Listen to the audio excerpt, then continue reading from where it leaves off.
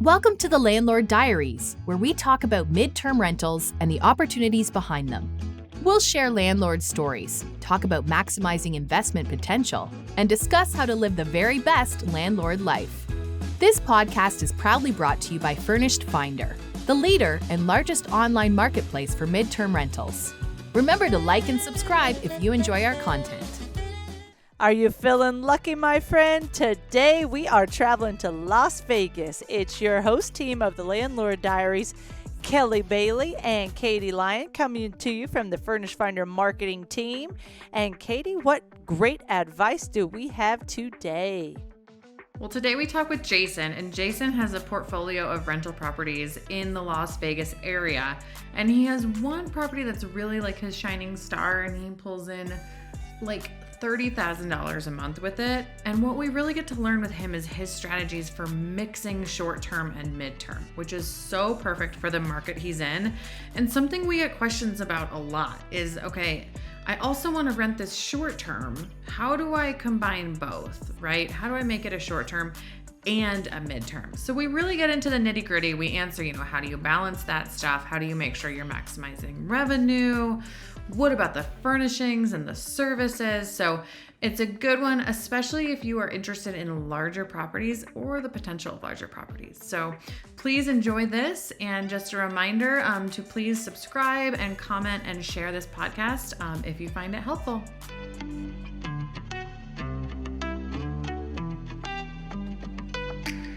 Jason Griggs is a gym teacher turned real estate tycoon known as the go-to guy in Las Vegas for both short-term or mid-term rentals, with one specific luxury property, the San Gabriel, that rents for $30,000 to $50,000 monthly. Jason is a realtor and property manager at Simply Vegas. He also owns Griggs Vacation Rentals. Jason, thanks for being with us today. How is it in Vegas? I appreciate you having me on, Kelly. Vegas is great. While we're going to focus the episode on finding or creating the diamond in the rough property through short-term and midterm rentals, first, let's make sure and establish, who are you, Jason? Tell us about your experience in real estate and what led you to become a realtor and property investor manager. So my name is Jason Griggs. I'm from Long Island, New York. I'm not from here in Las Vegas.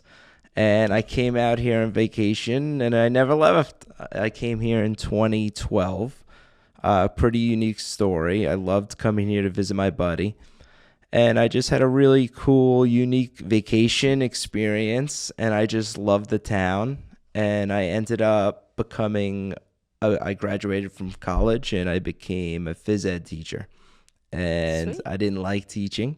And I was coaching a lacrosse at a local high school here in Henderson. And one of the parents gave me an opportunity to get my real estate license. And so I was calling back home all my friends and family and telling them how little the real estate cost. And we just started buying rental properties, and it kind of snowballed from there. That's awesome. We talk a lot on the show about relationships, and it sounds like you were in a job you didn't love, but it was a parent on the lacrosse team that helped get you started in real estate? Yeah, it is. That's cool. One of my mentors, Tim Cups is his name, and I was coaching his son, and we kind of had this deal. I was like, if you teach me real estate, I'll help you with lacrosse, and it was a big win-win. Awesome. That's awesome. So Jason, tell us how your portfolio has grown now and kind of which strategies you use for which, all your different properties, and do you own them all? Do you manage? Do you co-host? What's your setup look like? So I own my entire portfolio. I do have partners with different properties, but I feel strongly that Henderson is one of the best rental markets in the entire country, both for long-term and short-term, midterm. And I just started buying long-term rentals.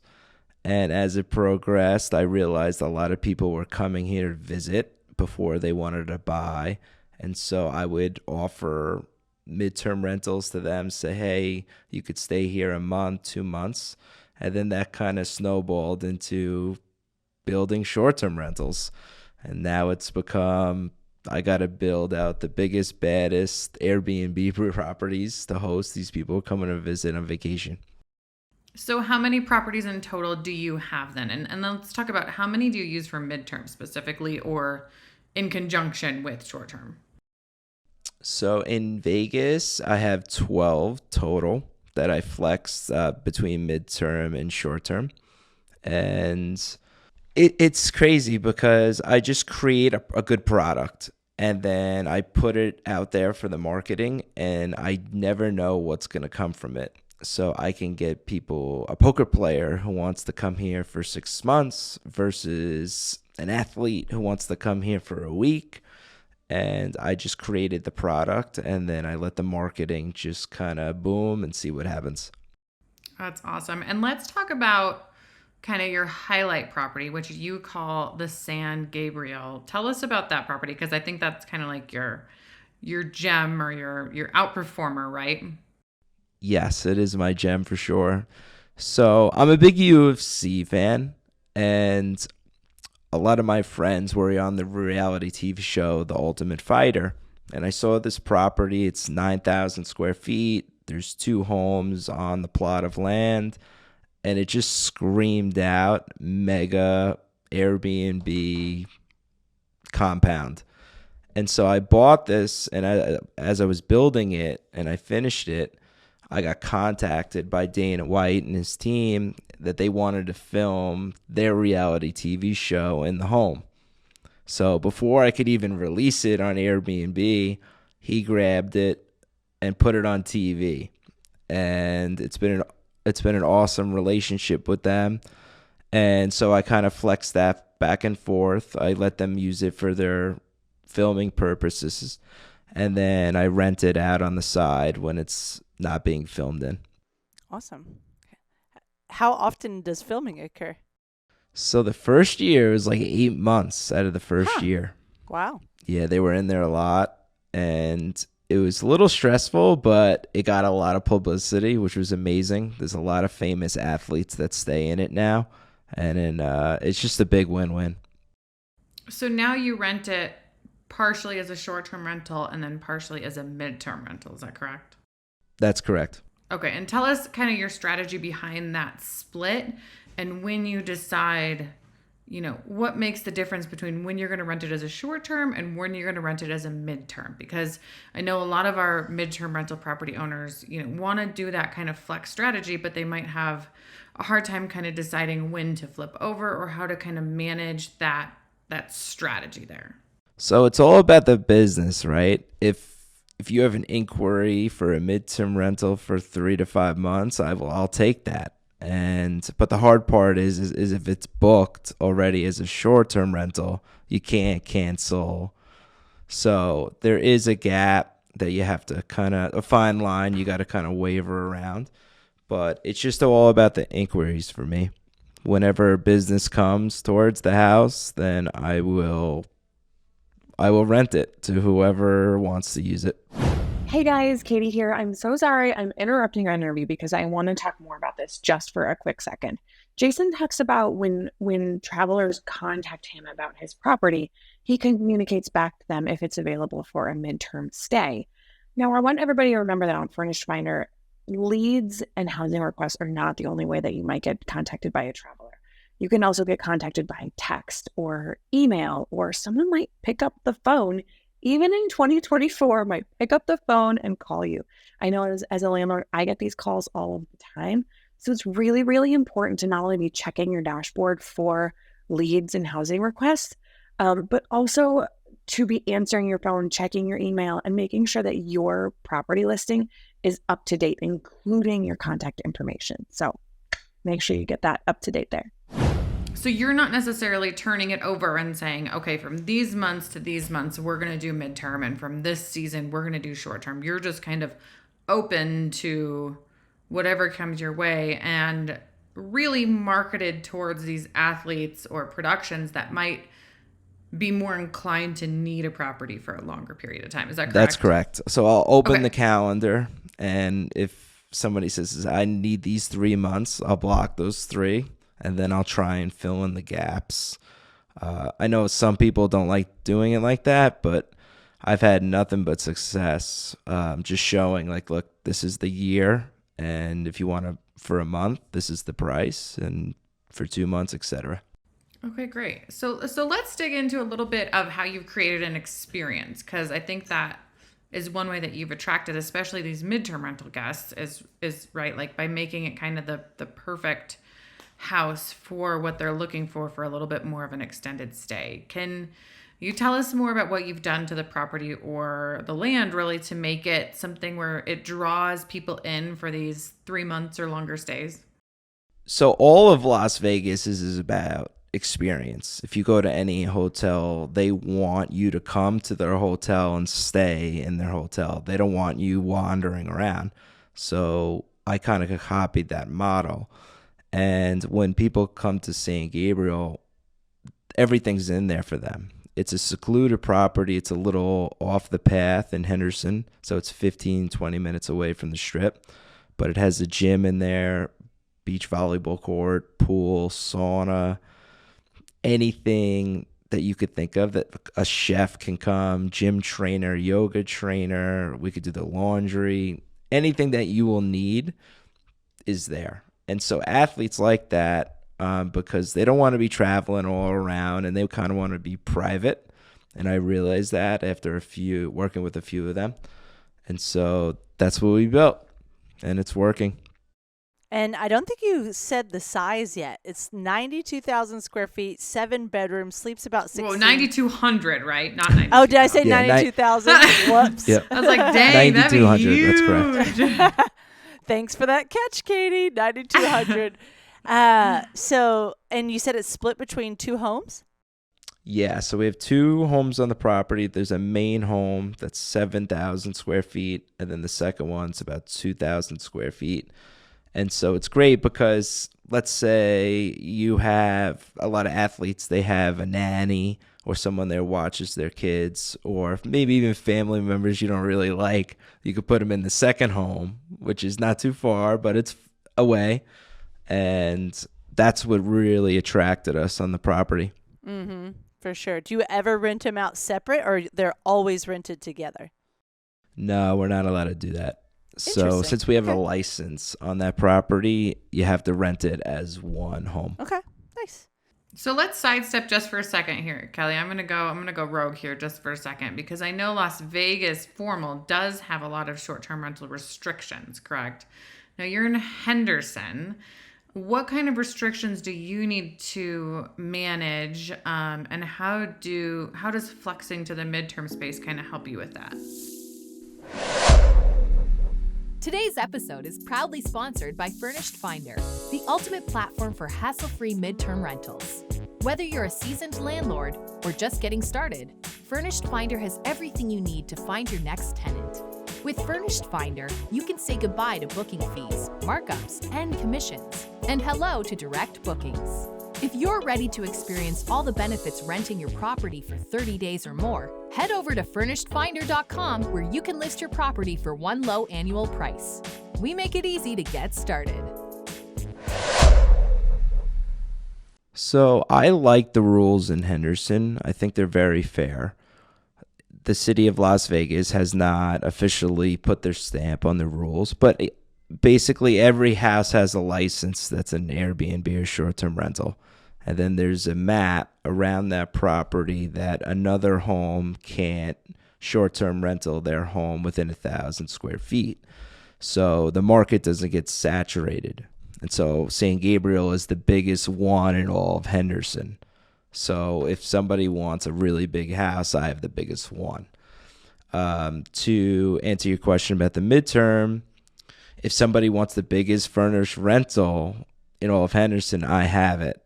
And people like the fact that it's licensed and it's ran by somebody that does it professionally, rather than a lot of operators don't really do it full time. Right. And Henderson is how close to like Vegas? 10 minutes? It's 5 right there. minutes. Five. It's right there. Okay, great. All right, guys, this is Katie again. I just had to add one more thing into this conversation. Short-term rental regulations are changing all the time in cities all over the country. And just remember that with midterm rentals, more often than not, you bypass those restrictions, right? By hitting a 30-day minimum, you typically put yourself in the category of long-term rentals in the eyes of regulators and policyholders and things of that nature.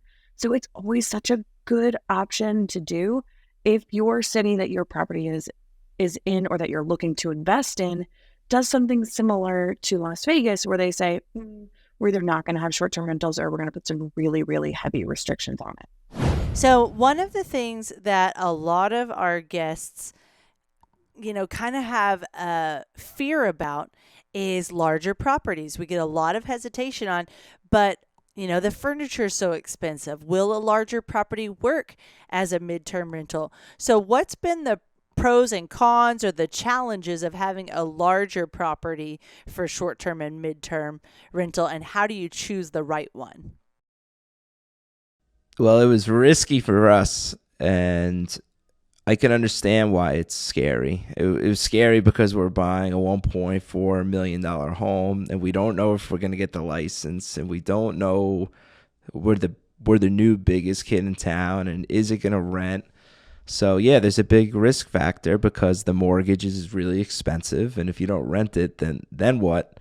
So yeah, it was a big learning experience, but the reason why we bought it was because we knew we could get the license on it. I would not go buy a big luxury house in a saturated market. So it was really calculated. It was a big calculated real estate purchase. I think this also brings up a couple of things to note as well, right? Just because Las Vegas has really heavy restrictions, you found a way to really serve that market without being in Las Vegas proper. So I think that's important. I know in Denver, restrictions are very tight. So a lot of people will go to the surrounding suburbs that are convenient, and then they could have a really successful STR/MTR hybrid in one of those suburbs, developments, whatever you want to call them. The other thing that I like that you've done is that you took on the risk, but you really had your target tenant in the back of your mind or at the front of your mind the entire time, right? You were like, I know that there are athletes that are coming here for 6 months. I know that there's poker players that need to be here for 12 weeks, whatever it is. Like, I know that there is this need, which is a little specific to Vegas, right? Like, there's not poker players going to Omaha, Nebraska for 12 weeks. So true. But the budgets, for these types of people are higher, and they're looking for a little bit more, well, not a little bit, a lot more of a luxury experience. And it's a little bit of a unique market so that can serve it. And I think the way you can apply that to other markets, because Vegas is a little bit of a niche. Like, let's say you're in Omaha, right? Is the average age of properties like 80, 90 years? You might have more fires or more damage where there might be higher insurance claims, right? So I think it kind of always goes back to who are you trying to serve, and how do you find the demand for that, even if it's kind of more investigative work than it is data work. Yeah, I mean, there's a saying, the best businesses are the ones that solve problems. And we have a big rental market, like, boom right now. There's no luxury rentals right now. And if there are, the product stinks. And so that's what I'm going in now. I'm going all in the luxury rental because everyone is moving to Las Vegas. People are leaving Hollywood, people leaving Arizona, New York, Florida. It's just too expensive. And so I'm taking advantage of that, where there's a lot of famous people with money that just don't care, and they want a nice house for their family, and they're willing to spend it. So why not take advantage? Yeah, for sure. And I think you're making a very good point there. It's like, what makes something a luxury property, and how do you market a luxury property successfully, which we know you have definitely done, since it's renting for between 30 to 50,000 monthly. So what I've learned is that these people who are renting it, they want to be left alone. And in hotels, they're not left alone. If they want to go to the gym, they're going to get seen. If they want to go get a cup of coffee, they're going to get seen. The pictures, the selfies, all these things. But I'll touch on something that I've learned. I'm really easy to work with. So when these reps call me and they're like, hey, this guy's coming in, he likes to be left alone, I write out an email of how to work everything. Here's the code. Go in the home, use it. If there's any issues, call me. You're not going to see me. Maybe you'll see a tech of mine that will come fix something, but you'll be left alone. And there's only one neighbor, and it's quiet, and you could do whatever you got to do. And people love that. And Nice. I think a lot of operators and hosts in this business, they get too over-involved. They write out too many rules. You can't do this, you can't do that, and that turns people off. I think that adds up a lot of, the midterm rental tenants. They want to settle in, they want to make a home, they want to really live there, not just visit there, right? So they want to get settled in, they want to untuck the sheets and just, go about their business and live kind of the way that they would live wherever they are. They're not on a vacation. So it does make a really big difference. So no, to your point, what I've experienced in the midterm rental stuff, when people come to my homes, they're like, wow, this is way nicer than my home. And I'm like, oh, well, that's cool for them because they're going through a distress of something. And so they feel like their life is upgrading after they just got crushed with something that went bad for them. So now they're in an upgrading moment for a time frame, and that kind of uplifts them, and it's just a win-win.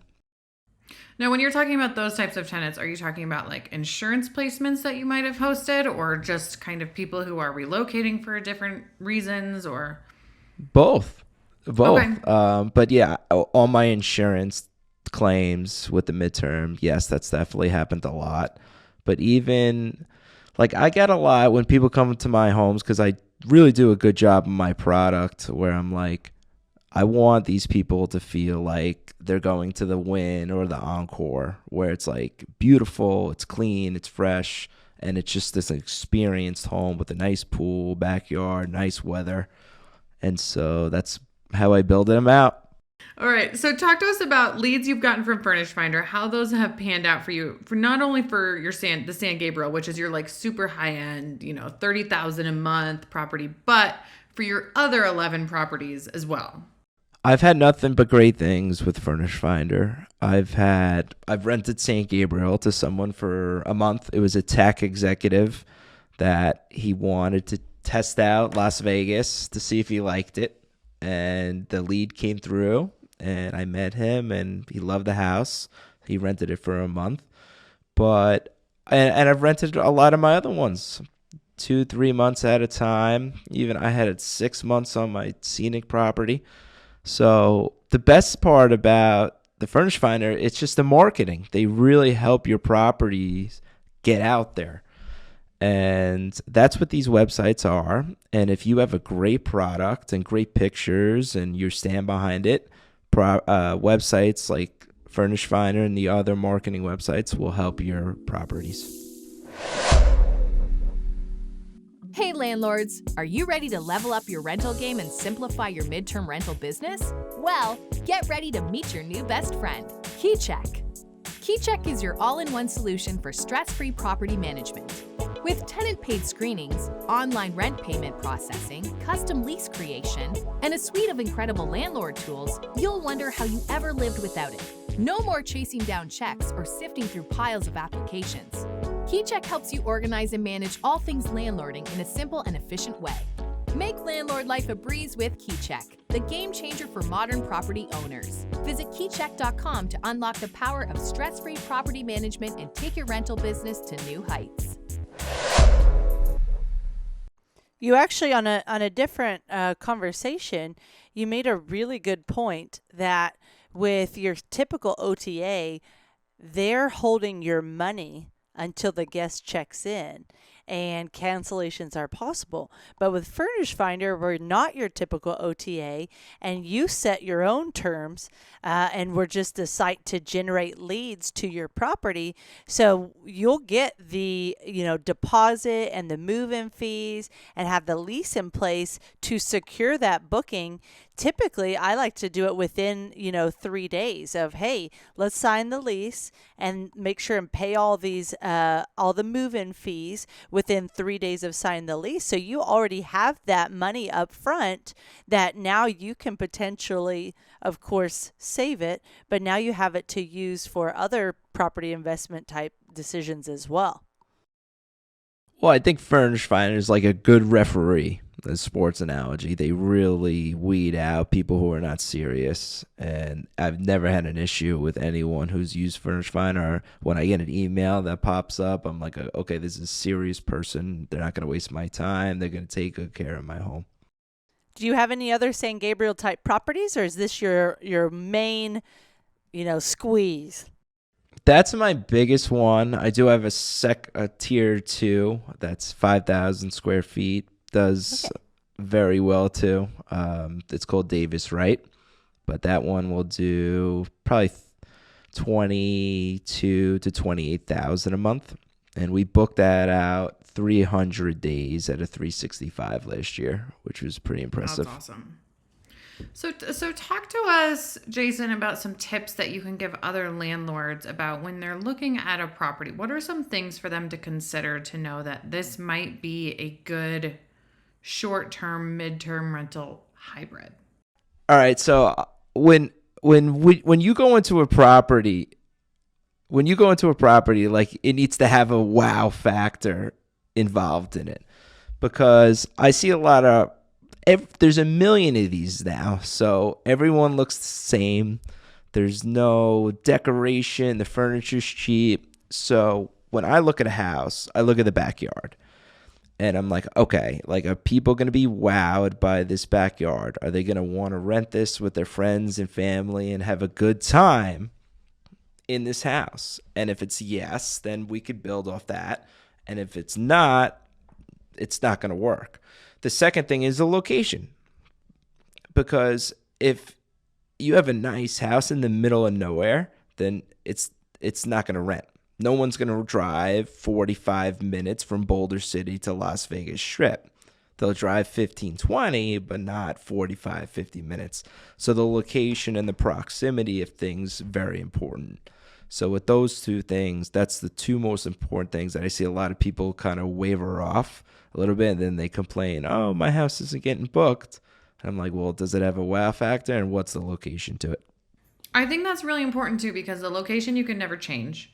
Our latest purchase was it's a townhouse, but it's very underwhelming when you're touring it. We're like, okay, we're going to need to replace the oven and the microwave and the windows and, the doors, like pretty much everything that like you can do without ripping out a wall. We're like, okay, we're going to need to do new light fixtures, new door handles, all this. That's easy to do, right? But what I can't change is the fact that it's so conveniently located, right? That location is amazing. The proximity to the stuff around it is awesome. Now, that is something that you either buy or you don't buy, but the wow factor is something that you can add, right? And I think I like your concept of just being able to differentiate yourself and stand out a little bit, whether it's with furnishings or whether it's with, services, whether it's with hospitality, however it is, or hopefully it's a combination of all those things, right? Like finding a way to really stand out in the marketplace, because midterm is becoming a bigger sector of real estate investing. It is. And I think it's important that you stand out however you want. Like Kelly stands out in her properties, not by being the most expensive or highest end properties, but she provides like this down to earth, very relatable service. She's always close to like dog parks and hiking trails, and that like if you stay at Kelly's property, you're going to be very like comfortable and well taken care of. So I think it's finally really important somebody that expresses my my enjoyment for looking at the backyard photos. I always have to scroll through Zillow. I'm like, get to the backyard. Where is it? I don't care about all this yet. I just think it's something that you have something that everyone can take away from, right? Like what is your property bragging about? What do you have that's different, right? Yeah, I mean, I'm in the market competing against hotels. So you have the upper echelon, the Winds, and the Bellagios, and you have to look at what they're doing and just copy it. Like the Bellagio, they remodel their lobby. So it's Christmas time, the nice decorations. That's why people stay there, because it's beautiful and it smells good. So you're kind of emulating what the hotels are doing. And if you're not like in with the times, then your business is going to fail. Yeah, those are good points. All right. So your goal is to double your mortgage any way you can. How has this been a realistic goal for all of your properties, and how has midterms kind of helped you to achieve that? It's very realistic. But first, you have to get in good on the buying the real estate part. I see that is a big issue with a lot of people right now. Rates are really expensive. Mortgages are really expensive. So you have to be careful. You have to be smart of, does the real estate investment make sense? And so mine have done extremely well because I have low interest rates on a lot of these properties. And now I use creative finance to kind of restructure the deals to make sure it works. But this business is really math. Like, you have your mortgage, you can't change that. And so it's hard to also change the market rates. And so let's just say if you have a really high mortgage, just because you have a really high mortgage doesn't mean you're going to be able to make all this money on the rental side of the coin. So you need to be really good with your numbers to say, okay, this is kind of what I'm seeing. Am I able to get it? And you could just run comps on Airbnb and AirDNA to kind of really gauge of like, this is coming in where I need to be. Yeah.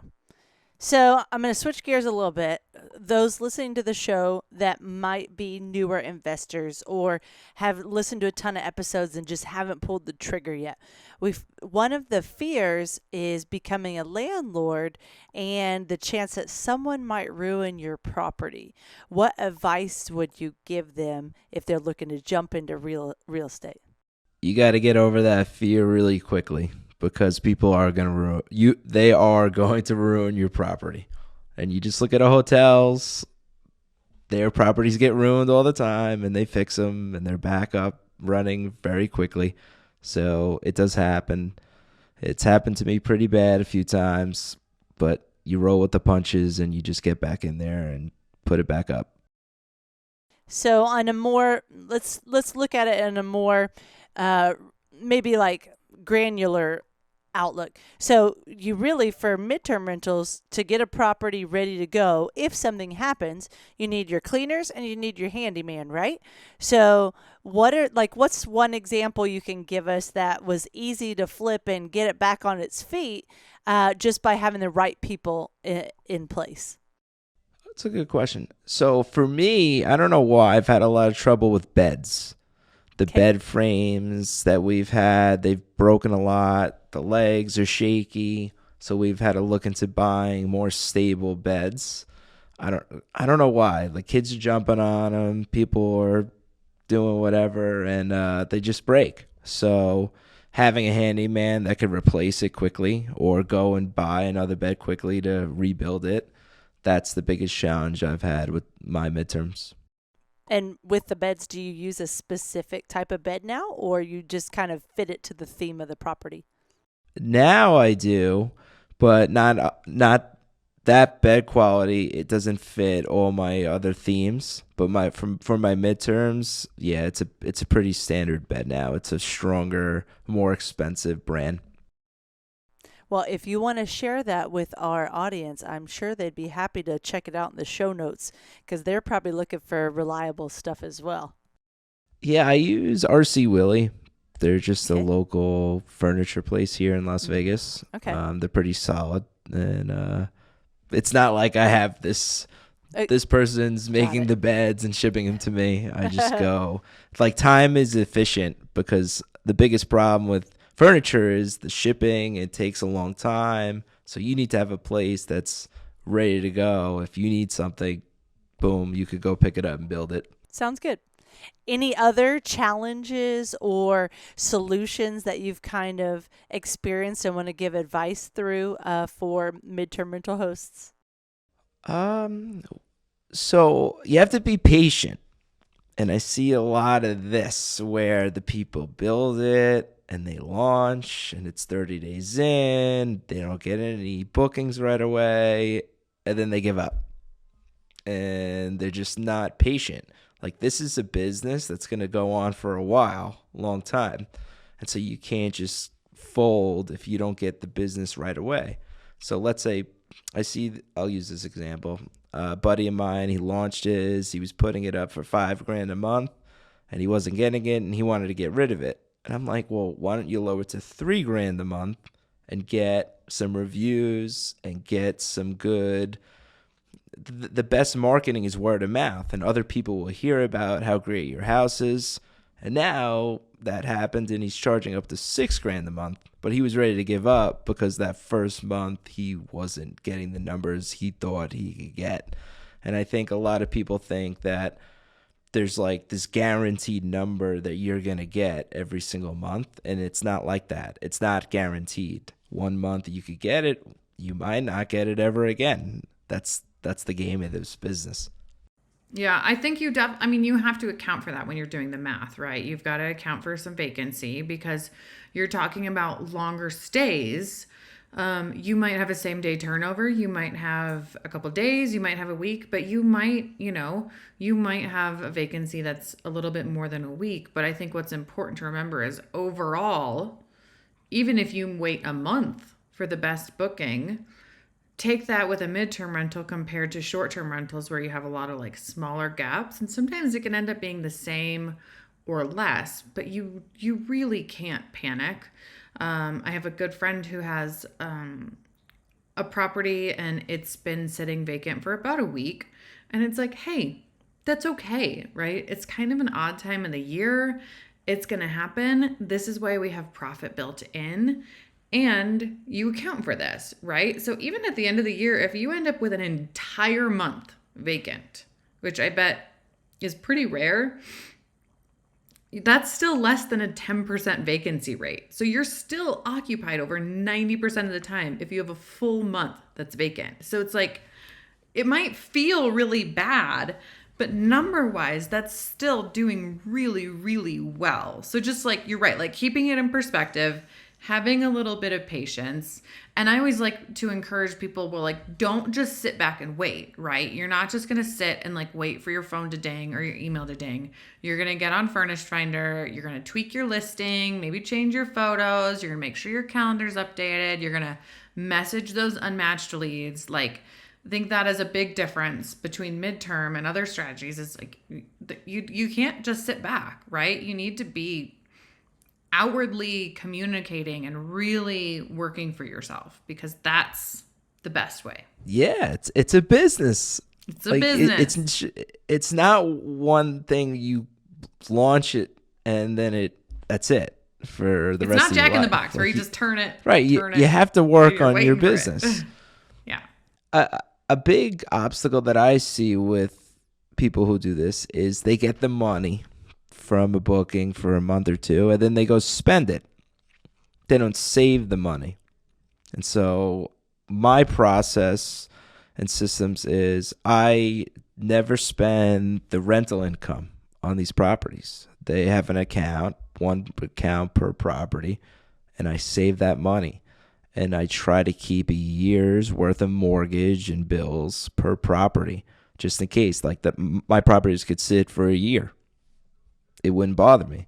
It would bother me, but I wouldn't get affected from it. And so I see a lot of operators, they make, I made $10,000 for these 2 months. Let's go buy another one. Yeah. And then they get that vacancy and it kills them. And that has to match your strategy, right? Because I think the higher end properties probably have a lot more fluctuation and they're a little bit more susceptible to kind of those swings. Versus if you have smaller properties, you might not need quite so much padding, but you need to make sure that whatever you have, that you're comfortable and you have that safety net, right? Like you're planning for it. So 100%. I think that's, very good. Yeah. And to go along with that, I think, one conversation that we've had is you like to pay down your properties, which not everyone has that same mentality. And Oh, yeah. you have the buy and hold strategy. You think it's important that realtors are also investors. So let's put the realtor hat on for a minute. Why do you like to pay down your properties versus, put that money towards other properties, and the value of some of those important things to you? So I like to have a safety net, and I have to have a little something to the side. Like in poker, you can't always go all in. And being here in Las Vegas, I've heard stories. I've seen a lot of people who got crushed because they over leveraged an insane amount of real estate. And so what I teach is you want to have a big safety net. Of mine is 5 properties. So my first 5 properties that I ever bought, I'm paying those off as soon as possible. And once they're paid off, no one could take them from me. Even if I make mistakes down the line, those 5 are a real big safety net. So my personal home was my first ever real estate I ever purchased. It's pretty much paid off. And now it's a midterm Airbnb, short-term rental, and it's bringing in $6,200 a month net. And so that thing's paid off. No matter what, I'm going to have $6,200 coming in pretty much every single month, hopefully for the rest of my life. And you're not paying a mortgage. And I'm not paying a mortgage because it's all paid off. And I'm seeing a lot of people, they do this mistake of they refi, they take the equity out and they just buy. And the interest rates are higher now and they're not really making any money. And they didn't really get anything to show for those nice investments that they bought at the very beginning. So that's the way I do it. People argue with me all the time, but I have more real estate than they do. And they're constantly in this hamster wheel of chasing and chasing and chasing. I'd rather hit the single and double, to use a baseball analogy, and that's just the way I do it. Nice. To the other realtors out there that maybe aren't investors yet, why do you think it's so valuable that they not only own their own home, but jump into the investment world for their clients also? I think it's the silliest thing in the world. If you have a real estate license and you don't buy real estate, it makes no sense to me. When I got into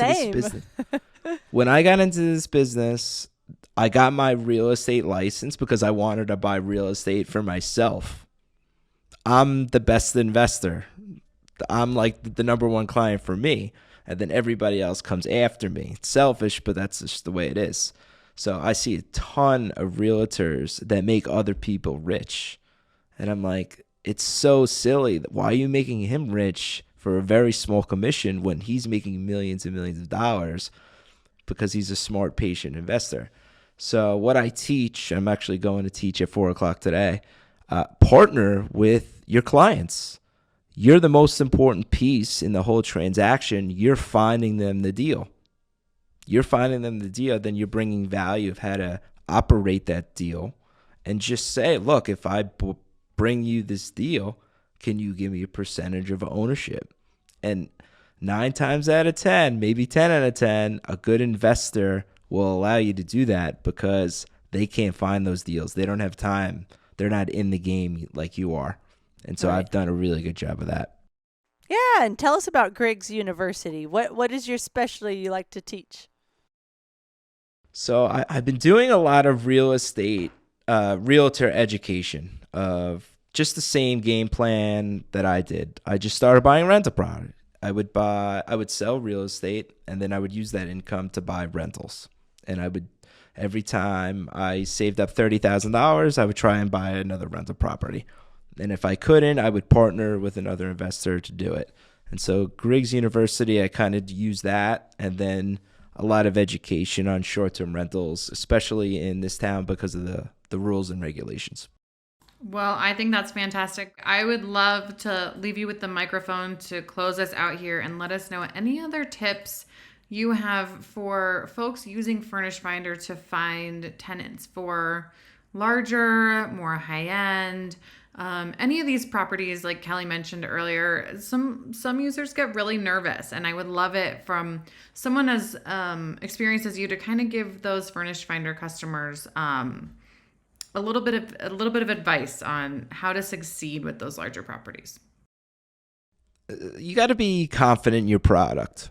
If you're confident, like, damn, I got the coolest house, then you want to flaunt it. It's just like having a pretty girlfriend. You know, you got the pretty girlfriend, you want to take her out and show her around. It's the same thing with a house. So if you're confident in your product, get it out there. Put it on Furnished Finder. I'm a big fan of Furnished Finder. I think the network and the marketing is great. It does a great job for operators like myself to flaunt the properties. And what Furnished Finder does, it brings good quality tenants. And so it's a great marriage. You connect the two, and it's a good little business. All right, guys, we've heard it all here today on the Landlord Diaries. Pretty sure you're ready to go out and roll the dice and get your next property. We're going to bring in all the Vegas terms to wrap us up. But Jason, we really appreciate you sharing your story today. I think it'll be a huge encouragement to others. And if you'd like to connect with Jason, of course, see the show notes. We'll have all the different ways you can make sure and get in touch with him. And I believe if you want to see and stay updated on the San Gabriel, it's got its own Instagram page as well. So thanks, guys. See you next week.